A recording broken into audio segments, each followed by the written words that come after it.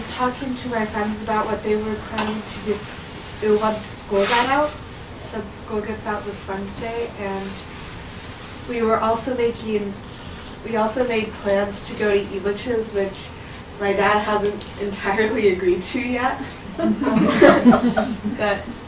So we're making plans for that.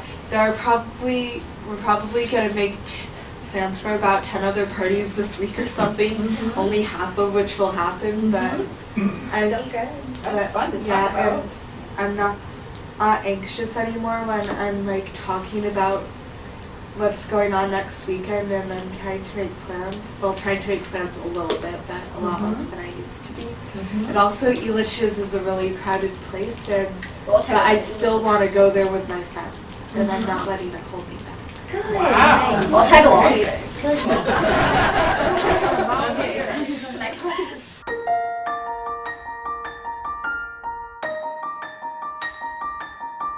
One thing that I definitely wanted to do after high school was go to community college. That way I could live with my parents for the first couple of years, and because I just wasn't ready to go out and live on the dorms on my own right after high school. So I think the community college transition was really good for me because it was like 5 minutes from my house, and I could live with my parents, and I think that kind of gave me like more time to figure out what I wanted to do.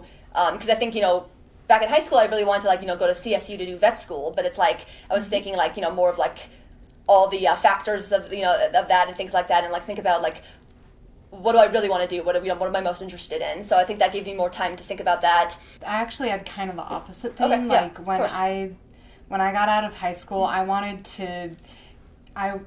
My biggest thing was I want to be in a different state, and if that state is like far away from Colorado, better.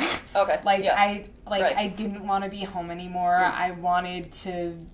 I wanted to live apart from my parents, and I think that was really good for me because living on my own in the dorms was a lot less stressful than living at home had been when I was in high school, and it was really nice not to sort of have to keep my parents' schedule. Right. Living in my house was also socially stressful for me because when I got home every day I'd be expected to talk, and it wasn't it wasn't on my schedule. It was on my parents' schedule. Like, oh, you've been away from the house for more than an hour. We want information. Tell us stuff now. And just like, oh, we're having dinner. You have to talk. We have to talk now while we're eating. And I mean, usually I'd get home from school and I was exhausted when I got home from school because I'd been out all day. I'd been doing classes all day, and then I got home, and my school really prided itself on giving students a lot of homework. So I had a lot of homework, and I'd just be tired from being at school and doing homework, and then I sort of had to, had to do a bunch of extra work for my parents because that's what they wanted me to do. Yeah. And I totally get that too. It's like sometimes when I get home I'll be so exhausted I just do not feel like talking, and it's like my dad will want to know like, how was your day, and it's like, Dad, please, I'm not in the mood right now. And it's like my mom would see that a lot easier, I think, and it's like they would know when I was just exhausted, and I was like, I would not want to talk, and I think they would just leave me alone, and they would let me come to them. At a certain age, parents should let their kids set their own, boundaries for that kind of thing. I feel like, that way they can tell you when they're ready to talk, not the other way around.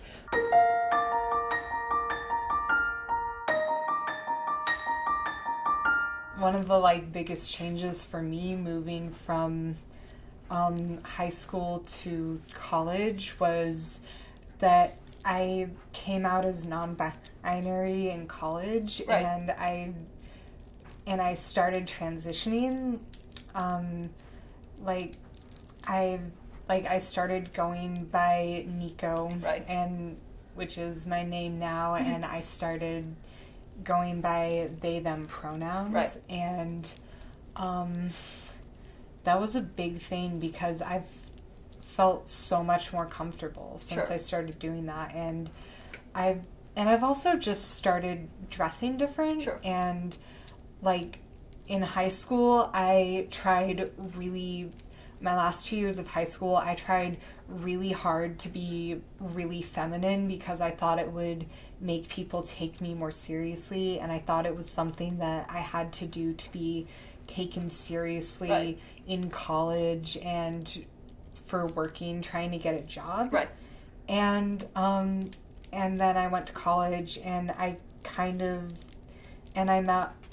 met people who were out as non-binary, and I met more people who were queer and gender non-conforming. When I went to college, that was the first time I saw people around my age doing it, and I kind of realized that was just the more comfortable and more authentic thing for me to do with my life. That's awesome.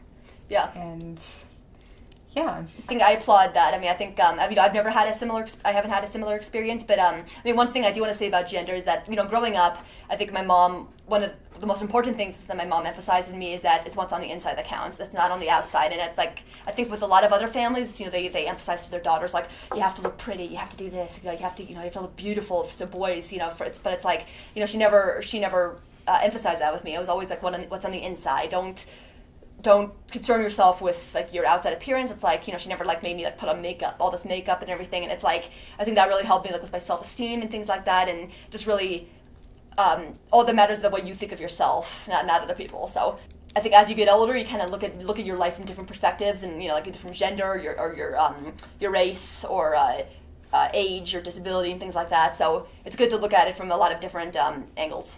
I started going by Nico about halfway through my freshman year, and I told my parents mid-sophomore year, which was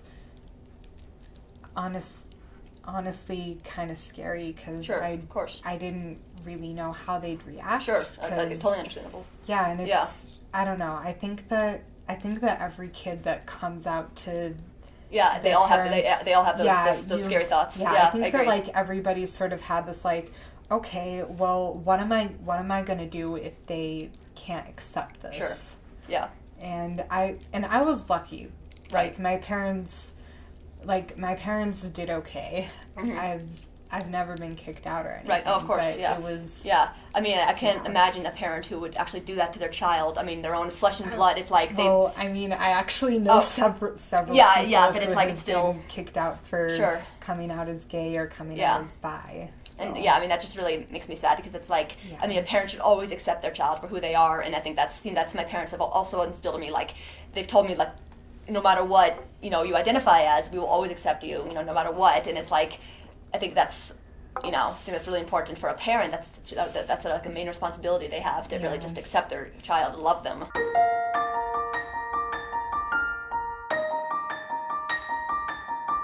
About like the Sadie Hawkins dance, I was like really worried because like where like the girls asked the guys, I could not find like any boy to ask. So I just like asked like a friend. I was just saying to myself, oh, maybe there'll be like lots of boys out there alone, so maybe I'll just ask them. And then when I got there, I could not just get up the courage to like ask them. I was so nervous. Like my friend, she asked like 10 boys. She was making it look so easy. All of them said no, because they were already dancing with somebody. But she made it look so easy, and I was like, oh my god, why can't I do this? I was worried about like what other people will think of me, and it's like I think that I kind of concern myself with that a lot when it comes especially to boys and both sexes and everything. And it's like I think that worry of that, I think that like that fear of like kind of being rejected, kind of like that, because I have had that happen to me in the past, and I think those past experiences have kind of caused me to have a little less confidence in myself, and maybe like, but I think. I'm working on that, kind of with like the meditation thing, and also like with close friendships I've established in the past. So I think I've kind of just been forcing myself to just look at like the good side, and really like have a positive self-esteem. So with the specific issues that I have, could I actually have? Like, could I actually keep up with the level of communication that's expected out of a relationship? And I honestly don't know that I could. Right. There's, like, no real sort of guideline to figuring that out. I get that. Like, I don't have anybody like a rule book. Yeah, I make suggestions. Yeah. I mean, like, you might want to say hi and then ask what class do you have next, even though you know like, just because it might make the conversation flow easier. Mm-hmm. I mean, it's not, it's really hard to explain, and it was hard for me to get this, and I'm not trying to confuse anybody, but sometimes it's not just like about what you know or don't know. That's not the whole reason you're asking the question. Like, you might be just asking a question you already know the answer to, just to make the conversation flow easier. Yeah, I think that's a good And then, like... Yeah. That's a great idea. One of the main characteristics of ASD, I know, is like social situations, and I think that's one of the things with me. Like, I know, like with me, like, I think I'm a little too good at reading the social cues of others sometimes. Like, I don't have like the issue of like having trouble reading the social cues of others. Sometimes I read them a little too hard, and it's like I think I do that because it's like I said earlier, I worry about what other people will think of me, and I think that's a good skill to have, but it also can go a little too far sometimes, and it's like it prevents me from like maybe establishing like those close relationships with people like outside the family. So I think with social situations it has affected me because it's like it's hard to establish like those close relationships and things like that, and then talking fast, things like that. But I think also like the ADD kind of plays a part in that too. Like that anxiety I get, and that those focusing issues I have sometimes. I think both of them together kind of make me who I am. So I think with the ASD, yes, I do think it's a part of my identity, but I don't think about it as much as I do like with the ADD, which with the ADD I wish wasn't a part.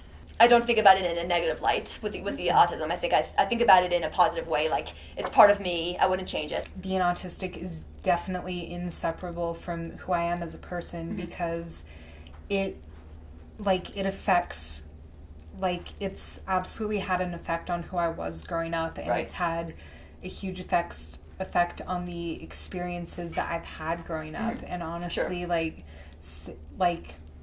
I'd say the same is true with my anxiety disorder and I'd say with my ADHD too. Sure. And I think that for me, having ADHD as part of my identity is sort of becoming more and more relevant as I become more of an adult. Yeah, right.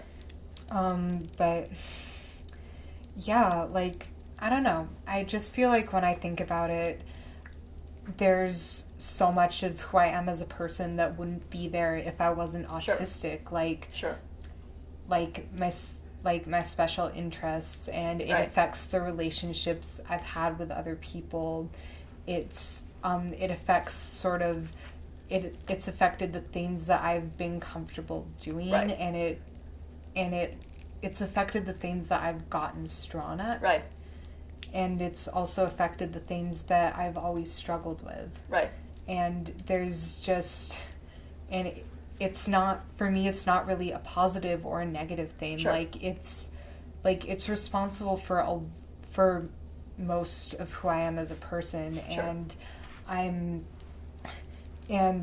I like who I am as a person, but also I do think it's a disability, and I do think that I'm disabled compared to my neurotypical peers, and there's a lot of ways in which I'm very behind most of them because of the challenges I face with autism, but I wouldn't change it. It's part of who I am, and it's always going to be that way. I have that advantage over other people. Like, I actually experienced it, while others may have a family member with it, but they never experienced it personally. So I think it's actually a good skill to have, and I think I look at it from that positive point of view. Like, how can I help others, and how can I use my similar experiences to really just provide support to others, and just help them do their best, and just encourage them to work hard, and just tell them it's okay to be different, because different is unique.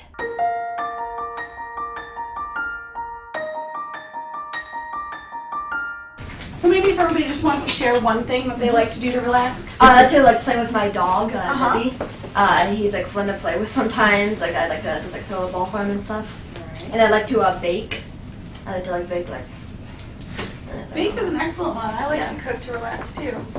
I think that if I'd started using an iPhone earlier, and if I started antidepressants earlier, both of those would have really helped me. Sure. And that's mainly because my iPhone is something that I think I use a lot as assistive technology. And it's really helpful for remembering things, like the reminders and the calendars. Yeah. That's why I show up to everything on time. And having my alarm and having the timer just so I know how long it's taking me to do a thing. And the alarm is what wakes me up in the morning. I would not be able to keep a regular sleep schedule without that alarm. Also, it's really helpful for me to get around places. I have a terrible sense of direction, so I need the map a lot, and also it makes it really easy to figure out bus schedules. Yeah, definitely. And that's been super helpful. And honestly, with antidepressants, I didn't realize I was depressed until pretty late, like my second year of college or something, which honestly that was ridiculous because I've obviously been depressed since I was 14. Taking medication has been super helpful. It's made me a lot less irritable, and it's just so much easier to get things done. I don't get distracted by really bad emotional spirals anymore. And honestly, I do wish that I'd had that going into freshman year, because I think it would have been a lot easier for me to talk to people, and it would have been easier to establish more activities and figure out a better school life balance at college. Makes sense. I think one thing that I did use, but I think I recommend to other people is to really have a clear plan set out. I think even if that can change, you can change it anytime you want, but I think it's still important to have a plan, and maybe not necessarily long term, but I think at least for the short term. And also I think, as I mentioned previously, I've started to use meditation as well, and I think that would have really helped if I used that earlier, because I think I also too have battled some depression in the past, and I think it's a really great strategy to use, to just help clear your mind and be able to focus on new things and just things like that. And so, meditation was helpful for me, and I think, I feel the same way about medication. I think it's definitely helped me with, some struggles, and I think everybody has a different view about it, but I feel like there's one thing I like to live by. I mean, there's no magic pill, so it's there's never a pill that can fix everything, but it's still, I think it's important for people to find what works best for them, and I think that can change, and it's you can try things out and kind of consider the pros and cons of each, but I think it's important to find what works best for you, and go with that.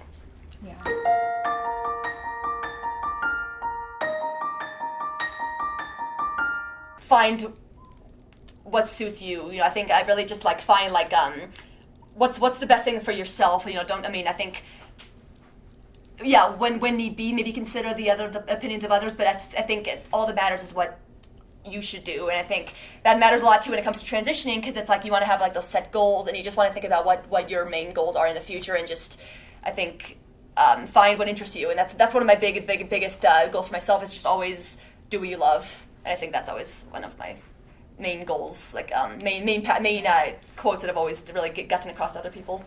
So also something I want to add is just take care of yourselves. Yes. Please take care of yourselves. Put yourself first. Put your needs first. Even if you think they're pretty trivial, you've got to put yourself first. You're the only person who's going to be looking out for that. Right, think about what's best for you. Yeah. Yeah, don't worry about what other people think. Don't worry about what other people are doing at that present time. I think worry about what you're doing. Don't put yourself behind other people. Don't sacrifice your comfort or the time and space you need because you're worried about someone else. Because honestly, the only the only person who's gonna be looking out for you 110% of the time is you. Yeah, and you have to take care of yourself, or you're not gonna be able to help anyone else. Right. I totally agree. That will be all. Yeah. Thank you, everybody. Okay. Yeah. Yeah, cool. Good.